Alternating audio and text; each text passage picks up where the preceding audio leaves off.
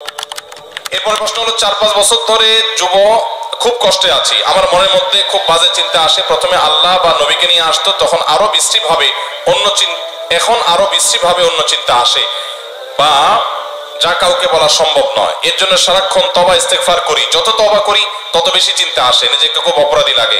আমি খুব কষ্টে আছি হুজুর, কি করব? অনেক ভাইদের এরকম প্রশ্ন আসে। মুসলমানের সন্তানদের এইরকম পরিস্থিতি তৈরি হওয়াটা এটা একেবারে নতুন জিনিস না, তবে ইদানিং একটু বেশি।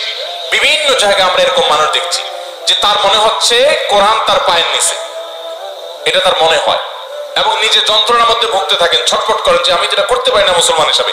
আল্লাহকে নিয়ে বাজে কথা, আল্লাহকে নিয়ে গালিগালাজ করা, এগুলো মনে আসে।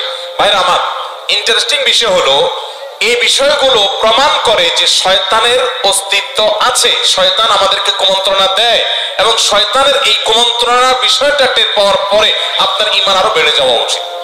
যেখানে কেউ একজন আমাকে শয়তানি করছে, এই কথা চিন্তা করে আপনি আল্লাহর অস্তিত্বের প্রতি আরো বেশি ইয়াকিন এবং বিশ্বাস আপনার আসবে। নবী করিম সাল্লাল্লাহু আলাইহি সাল্লামকে এরকম এক সাহাবী বলেছেন যে আমার আল্লাহকে নিয়ে বাজে চিন্তা হয়, তখন নবী সাল্লাল্লাহু আলাইহি সাল্লাম বলেছেন যাকা নাফসুল ঈমান, এটাই তো মূল ঈমান, যে আল্লাহকে নিয়ে বাজে চিন্তা আসছে, যে যেই ঘরে সম্পদ আছে ওই ঘরে চোর যায়। কোন অমুসলিমের মনে এরকম চিন্তা আসে না। আপনি যেহেতু ঈমান এনেছেন, শয়তান আপনার ঈমান নষ্ট করার জন্য লেগেছে। বিশেষ করে এগুলো ব্ল্যাক ম্যাজিকের কারণে, কালো জাদুর কারণে এই সমস্ত ভয়াবহ পরিস্থিতি মানুষের শরীরে তৈরি হয়, মনের মধ্যে তৈরি হয়। এরকম যদি হয় তাহলে সেক্ষেত্রে আপনি ব্ল্যাক ম্যাজিক দূরের জন্য কোরআন হাদিসের আলোকে যারা ঝাড়ফুঁক করেন তাদের শরণাপন্ন হন। কোরআন কারীমের সূরা বাকারা নিয়মিত তেলাওয়াত করেন, শুনেন, এবং আয়াতুল কুরসি বেশি বেশি তেলাওয়াত করেন। এই কাজগুলো আপনি বেশি বেশি করেন। মানসিক কোন চিকিৎসকের শরণাপন্ন আপনি হতে পারেন, পাশাপাশি সেটা আপনার জন্য সহায়ক হতে পারে।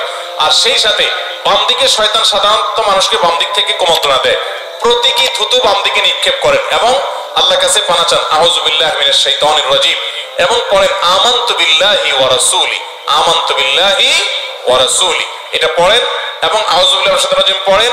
বাম দিকে প্রতীকী থুতু দেন 3 বার, এবং বেশি সূরা বাকারা তেলাওয়াত করেন এবং পড়েন আওয়াজ দিয়ে দিয়ে। কোন ঝাড়ফুঁকের কাছে যান, মানসিক কোন ডাক্তারকেও দেখান, বহুমুখী কার্যক্রম করেন। সেই সাথে মাথায় রাখবেন, আল্লাহ সম্পর্কে আপনার মনে বাজে চিন্তা আসার মানে হলো আপনি ঈমানদার। আপনি এই চিন্তার কারণে পেরেশান, আপনি এটাতে খুশি না, তার মানে আপনার মধ্যে ঈমান আছে, আল্লাহর প্রতি বিশ্বাস আছে। অতএব আপনার ঈমান হারা হন নাই। এটা নিয়ে আপনি টেনশন বেশি করলে শয়তান আরো পেয়ে বসবে।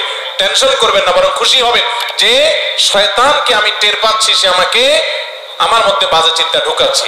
আল্লাহর প্রতি ঈমান আরো বেড়ে যাওয়া উচিত।